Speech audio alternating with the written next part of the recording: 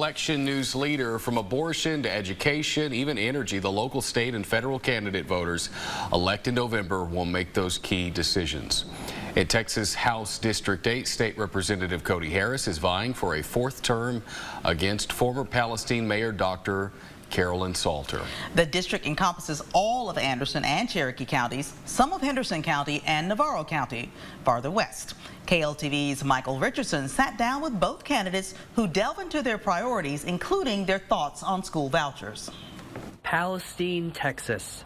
It's the seat of Anderson County and where both candidates for the 8th district live. This was my grandfather's feed sign that he had in his barn when I was growing up. State Representative Cody Harris's real estate office is adorned with taxidermied animals and family photos. All right, so this one is with during my second session with me and my son Turner, and I was given the prayer that day. The father of 4 is seeking his 4th term in Austin. What would you say is your single greatest legislative accomplishment to this point over the past few years? Banning elective abortions in Texas, that's the one that I can go home and sleep well at night knowing that that was worth everything. Representative Harris says his biggest priorities if reelected include improving water quality, strengthening border security, and providing property tax relief.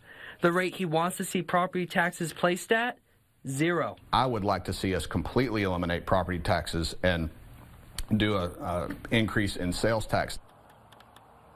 After her tenure as mayor of Palestine ended in 2009, Dr. Carolyn Salter bought the building that became Sycamore Medical Clinic. So we use the care team approach to provide medicine in rural Texas. She and her husband Michael are co-owners. They've been married for over 40 years and have a son, Scott.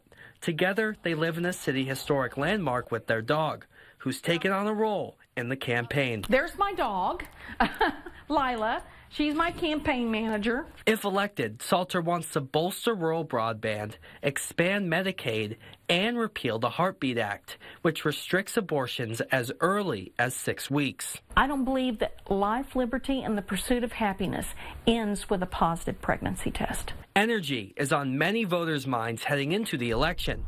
Salter wants to move toward fewer carbon emissions. It's irresponsible to not reduce carbon emissions. It's going to be imperative that we move to a more responsible energy consumption. And that's not going to mean we frack and drill, baby, drill. We can't do that anymore. School vouchers are set to be a big topic in the upcoming legislative session, and both candidates here in House District 8 differ significantly on the topic. In fact, one has even switched his position. I knew that would probably happen, that I would have a challenger if I voted for a school choice bill. Representative Harris, who was once against school vouchers, says a dad's testimony in Austin caused a change of heart. He said, my kids are trapped in a failing public school. The charter schools around me are full, no seats available, and I can't afford private school for my kids.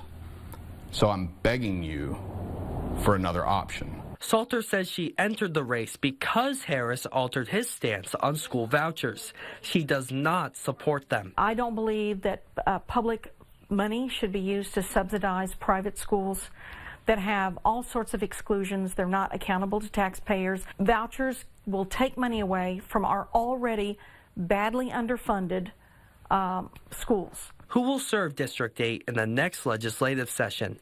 That's a question voters will decide in November. Michael Richardson, KLTV 7 News. Early voting begins in House District 8 and across Texas 11 days from now on October 24th.